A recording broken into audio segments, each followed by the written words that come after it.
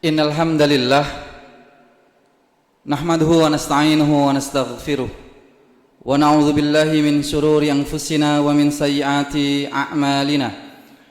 May yahdihillahu fala mudilla lahu wa may yudlilhu fala hadiyalah. Asyhadu an la ilaha illallah wahdahu la syarika lah al-fardus samad alladzi lam yattakhidh sahibata wala waladan wa lam yalid wa lam yulad wa lam yakul lahu kufuwan ahad. Wa asyhadu anna Muhammadan abduhu wa rasuluhu. Allahumma salli wa sallim wa barik ala sayyidil mursalin wa imamul abidin nabiyinal karim Muhammad sallallahu alaihi wasallam wa ala alihi wa ashabihi ajmain, amma ba'd. Qala Allahu jalla jalaluhu fi kitabihil karim, a'udzu billahi minasyaitonir rajim. Bismillahirrahmanirrahim. Ya ayyuhalladzina amanu ittaqullaha wal tanzur nafsum ma qaddamat lighad wattaqullaha innallaha khabirum bima ta'malun.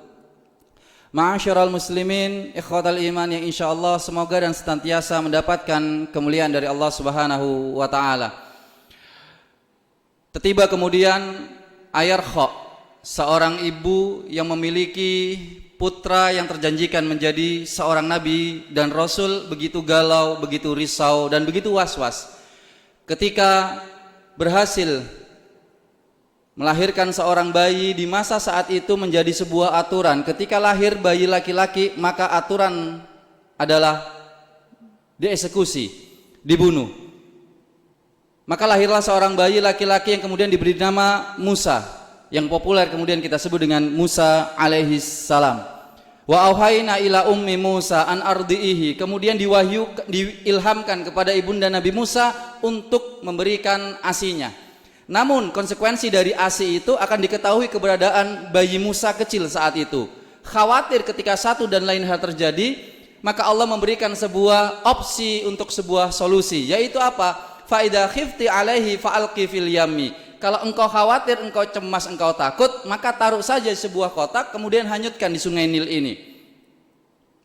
Namun yang menarik adalah janjinya Allah di surat yang ke-28 ayat yang ke-7 ini. Fala takhafi wala tahzani, jangan engkau takut, jangan engkau sedih. Dan menariknya para jamaah, redaksi di dalam ayat Al-Qur'an kurang lebih ada sekitar 8 ayat, pasti urutannya wala takhafi wala tahzani. Atau misal dalam surat yang kedua Al-Baqarah ayat 38, fala khaufun alaihim wala hum yahzanun. Urutan-urutan di dalam ilmu balaghah ada maknanya adalah pada konsep takdim wa ta'khir, yaitu setiap urutan memiliki makna. Mengapa di dalam ayat Al-Qur'an ketika kita diminta untuk memilih antara senang dengan tenang, itu adalah urutan pertama kita prioritaskan adalah tenang terlebih dahulu. Fala khaufun, jangan engkau cemas, jangan engkau sedih, jangan engkau khawatir, jangan engkau takut. Bahasa lainnya juga yang sama sinonimnya adalah tenang. Wala hum yahzanun, jangan engkau sedih, yaitu senanglah engkau. Tenang baru senang. Ini konsep secara umum dalam aturan dalam syariat Islam. Para jamaah, berbicara tentang tenang dan senang, maka menarik, banyak hal yang bisa kita dapatkan. Ketika tenang kita letakkan di awal, baru kemudian senang insya Allah akan muncul. Maka ketika ayat ini dilanjutkan, ketika mulai kegundahan, was-was, kekhawatiran dan ketakutan dari ibunda Nabi Musa alaihissalam yang bernama Ayar Kha ini, kemudian inna radduhu ilaiki wa ja'iluhu minal mursalin. Tenang saja, nanti akan kami kembalikan bayi engkau ini dan kami akan jadikan salah satu di antara para nabi dan rasul. Dan akhirnya terbukti di ayat yang ke-13-nya terinformasikan tentang hal ini. Ma'asyiral muslimin, antara tenang dan senang menjadi sebuah pilihan. Mengapa kemudian Allah menyampaikan kepada kita dalam beberapa ayatnya, dalam hadis-hadis Rasulullah pun itu sebuah kata tenang menjadi awalnya. Semisal menjadi sunnah Rasulullah SAW ketika masuk awal bulan dalam kalender Hijriah seperti saat ini, masih awal-awal di bulan Safar, Rasulullah memberikan sebuah doa yang indah sekali, berharap 4 hal ketika kita mengawali sebuah bulan, yaitu Allahumma ahillahu alaina, ya Allah ahillahu, ketika muncul hilal alaina, karuniakan kepada kami Yang pertama, bil yumni wal imani was salamati wal islami. Urutan yang pertama adalah bil yumni, meminta sebuah ketenangan dulu. Sinonim dari yumni ini adalah aman. Kenapa? Karena kondisi kita bagaimanapun kekhawatiran kita, maka ketika kita merasakan ketenangan, maka akan ada sebuah solusi dari sebuah problematika itu. Maka menjadi sebuah pertanyaan, antara syukur dengan sabar, manakah yang kemudian identik, terkaitkan, terkorelasikan dengan kata tenang? Antara syukur dengan sabar, manakah yang kemudian identik dengan kata tenang? Maka jawabannya adalah kata tenang.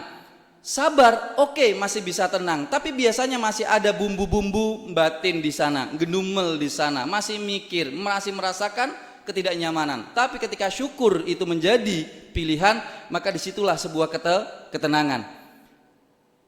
Karena hakikatnya ketika kita masih sabar, masih ada ketidaktenangan dalam diri kita. Maka ayatnya mengatakan innallaha ma'asyabirin. Allah itu membersamai orang-orang yang sabar karena masih belum tenang. Akhirnya ditemani oleh Allah Subhanahu wa taala. Maka pada surat yang ke-16, surat An-Nahl ayat yang ke-78, sama juga. Ketika kita baru lahir di rahim ibunda kita masing-masing, maka perintahnya wallahu akhrajukum min butuni ummahatikum la ta'lamuna syai'an. Ketika engkau lahir dari rahim ibunda kalian masing-masing, engkau tidak mengetahui sama sekali ilmu. Maka engkau karuniakan oleh Allah itu 3 hal. As-sam'a, pendengaran, mata dan hati. La'allakum tashkurun, agar kalian bersyukur. Maksudnya di sini agar kalian kemudian tenang. Ikhwatal iman, ma'asyiral muslimin yang insyaallah dimuliakan oleh Allah Subhanahu wa taala. Ketenangan maka akan kita dapatkan ketika kita bisa memahami makna ketenangan tersebut. Dalam Islam, kata tenang itu dikaitkan dengan 2 diksi dalam bahasa Arab. Yang pertama adalah tumakninah, yang kedua adalah sakinah. 2 kata ini memang terjemahkan dalam bahasa Indonesia satu kata, tapi hakikatnya berbeda. Kalau tumakninah itu ketenangan yang didapatkan dari sebuah pemahaman, kalau sakinah ketenangan yang didapatkan dari sebuah problematika. Maka sering kita kaitkan tumakninah itu pada sholat. Ketika orang tua memerintahkan anaknya, nak sudah sholat, ayo sholatnya yang tumakninah. Nggak pernah kita menggunakan kata sakinah untuk kata sholat. Kenapa kamu sholatnya tidak sakinah? Tidak, tapi kata sakinah pasti kita pakai untuk keluarga. Semoga menjadi keluarga yang sakinah mawaddah warahmah. Tidak pernah kita gunakan kata tumakninah untuk keluarga. Kamu mau menikah, aku doakan ya semoga menjadi keluarga tumakninah. Enggak akan ada. Kenapa? Karena makna dari sakinah dengan tumakninah, meskipun terjemahannya sama, ketenangan, kenyamanan, tapi secara hakikat holistiknya itu berbeda maknanya. Kalau tumakninah, ketenangan yang didapatkan dari pemahaman. Kalau sakinah, ketenangan yang didapatkan dari permasalahan yang sebelumnya dia alami. Mengapa bisa? Karena ketika kita memahami segala sesuatu, semisal dengan kondisi apapun yang kita alami, menurut kacamata kita itu tidak nyaman. Menurut kacamata kita itu sesuatu yang tidak kita harapkan, penuh dengan hal-hal yang berat bebannya. Namun kalau kita menggunakan kacamata Allah yang Maha Al-Alim, Maha Al-Hakim, maka di situ menjadi sebuah ketenangan. Maka hakikatnya kalau dalam berbicara sebuah kacamata, seharusnya kita akan mengembalikan kepada kacamata Allah. Sebuah contoh analogi. Ketika seorang dokter dengan keilmuan dokternya mengetahui bagaimana diagnosa sakit, bagaimana obatnya dan lain sebagainya, kemudian berucap kepada pasiennya, kaki engkau wahai pasienku harus aku amputasi. Maka yang namanya pasien pasti sudut pandangnya negatif. Kenapa? Karena kakinya akan hilang satu. Kenapa? Karena kakinya tidak bisa berjalan sempurna. Mengapa? Karena dia akan malu dilihat tetangganya kakinya tinggal satu. Pikirannya pasti negatif pasien. Tapi dokter dengan segala ilmu wawasannya yang luas memiliki sudut pandang yang positif. Kenapa? Ini kalau tidak diamputasi akan menambah komplikasi penyakit yang lainnya. Bisa jadi yang kedua bisa membahayakan jiwa pasien tersebut. Begitupun juga dengan Allah Subhanahu wa taala. Dengan keluasan wawasan Allah Al-Alim dan Al-Hakim, Allah Maha mengetahui tentang keberadaan kita dan kondisi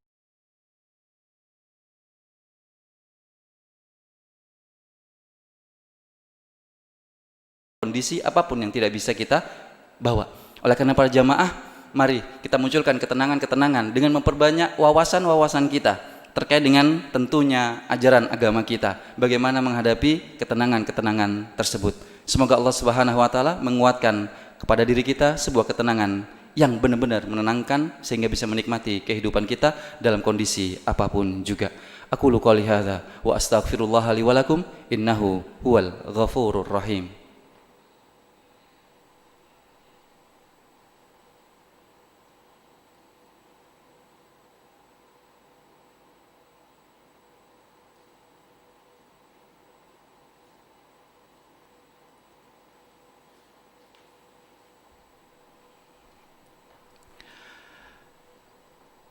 Alhamdulillahi rabbil alamin. Alhamdulillahilladzi anzala as-sakinata fi qulubil mu'minin liyazdadu imanan ma'a imanihim. Asyhadu an la ilaha illallah wa asyhadu anna Muhammadan abduhu wa rasuluh. Allahumma shalli wa sallim wa barik ala sayyidil mursalin wa imamul abidin nabiyil karim Muhammad sallallahu alaihi wasallam wa ala alihi wa ashabihi ajmain, amma ba'd. Ikhwatal iman, ma'asyiral muslimin, sungguh setiap kita memahami aturan-aturan agama kita akan menjadikan diri kita akan selalu mendekat kepada Allah Subhanahu wa taala. Dan semakin dekatnya kita kepada Allah, maka sesungguhnya disitulah ketenangan akan kita dapatkan. Maka bersyukurlah kita yang tidak mengalami banyak hal problem dibandingkan saudara-saudara kita. Sebagai contoh pada khutbah kedua adalah ketika kami berada bersama teman-teman di dunia dakwah dengan yang tidak mainstream. Kami dekat dengan teman-teman mantan bandar narkoba, dengan teman-teman HIV, dengan teman-teman preman dan lain sebagainya yang sudah kemudian ingin mendekat kepada Allah Subhanahu wa taala. Dan ternyata statement beliau itu merasakan nikmat ketika mereka kemudian lebih mengenal Islam dan bahkan ingin mendekat kepada Allah. Namun masalahnya mereka diawali dengan musibah terlebih dahulu dengan masa lalunya. Diawali musibah dengan masa lalunya yang tidak nyaman, tidak baik. Tapi ketika mereka menuju masa depannya, mereka menikmati ketenangan itu ketika mereka semakin mendekat kepada Allah, mulai berdekatan, berinteraksi dengan Al-Quran dan lain sebagainya. Di situ ketenangan dan kenyamanan mereka dapatkan ketika kehidupan dunia mereka yang terlalu lebih terprioritaskan dibanding akhirat, itu lebih didahulukan mereka di masa lalunya. Bahkan ada seorang bapak-bapak yang kemudian bercerita kepada kami, datang ke kediaman kami, menceritakan, ketika saya menikmati keduniaan, ketika dunia itu diletakkan di atasnya akhirat, maka hakikatnya akhirat itu akan hancur. Maka menariknya, kalimat ini benar ketika kemudian diucapkan oleh beliau lagi, ketika akhirat di atasnya dunia, semakin akhirat itu naik, maka dunia akan naik. Bahkan ketika beliau menceritakan ini, posisi beliau itu kemudian tertipu kurang lebih di angka 5 miliar. Sehingga kalimat statement ini menarik. Kenapa? Karena beliau sendiri yang merasakan ketika dunia di atasnya akhirat, maka akhirat akan hancur. Tapi ketika akhirat di atasnya dunia, maka hakikatnya setiap naiknya akhirat, maka dunia akan selalu naik, mengikuti. Maka menarik ucapan beliau yang berdasarkan pengalaman beliau, bukan secara teoritis. Ternyata senada dan seirama dengan disampaikan oleh Rasulullah Sallallahu Alaihi Wasallam. Apa itu? Man kanatid dunya hammahu. Barang siapa yang menjadikan kehidupan dunia ini menjadi sebuah prioritas dibandingkan kehidupan akhiratnya, maka siap-siap saja dengan kata hammahu. Hammahu diartikan tujuan, tapi secara sinonim juga hammahu artinya kesedihan. Maksudnya apa? Relasi antara kedua kata ini, setiap ada tujuan terkait dengan urusan dunia, maka siap-siap dengan sebuah kesedihan. Tapi kalaupun kemudian kita sedih, tinggal kemudian kita bersabar, karena disitulah sebuah kata ketenangan itu akan muncul. Oleh karena para jamaah, jangan dilupakan sebuah ayat yang begitu indah dan populer di telinga kita. Ala bizikrillahi tatma'innul qulub. Kata-kata tatma'innu itu sinonim dengan kata tumakninah. Dan ingat, tumakninah adalah ketenangan yang didapatkan dari pemahaman. Semoga kita mendapatkan kesempatan untuk bisa menambah semua pemahaman-pemahaman terkait dengan ajaran Islam, bagaimana menilai dan memaknai kehidupan ini. Karena hakikatnya kehidupan itu meskipun tidak nyaman oleh kita, hakikatnya masih ada selipan kebaikan bisa kita nikmati. Sebagaimana kopi terasa pahit, tapi disitulah nikmatnya kopi. Sambal terasa pedas, tapi pedas itu nikmatnya. Begitupun juga dalam kehidupan. Semoga Allah Subhanahu wa taala memberikan kesempatan kita dan kekuatan kepada kita untuk bisa menikmati selipan-selipan kebaikan meskipun kita merasakan dengan kacamata kita ketidakbaikan ataupun ketidaknyamanan. Tenang dan senang itu menjadi harapan kita. Bismillahirrahmanirrahim. Innallaha wa malaikatahu yusholluna 'alan nabi ya ayyuhalladzina amanu shallu 'alaihi wasallimu taslima. Allahumma ighfir lil muslimina wal muslimat والمؤمنين والمؤمنات الأحياء منهم والأموات إنك سميع قريب مجيب دعوة ويا قاضي الحاجات اللهم أرنا الحق حقا وارزقنا اتباعه وأرنا الباطل باطلا وارزقنا اجتنابه اللهم يا الله أنت الوهاب فهب لنا يا الله وأهلنا وأولادنا وأهلنا يا الله وإخواننا من أهل الخير من أهل الإيمان ومن أهل التقى ومن أهل القرآن ومن أهل العلم ومن أهل الصلاة الجامعة ومن أهل البر والدين ولا تجل وإياهم يا الله من أهل الشر والضير ربنا آتنا في الدنيا حسنة وفي الآخرة حسنة وقنا عذاب النار وآخر دعوانا أن الحمد لله رب العالمين أقيم الصلاة الله أكبر الله أكبر أشهد أن لا إله إلا الله أشهد أن محمدا رسول الله حي على الصلاة حي على الفلاح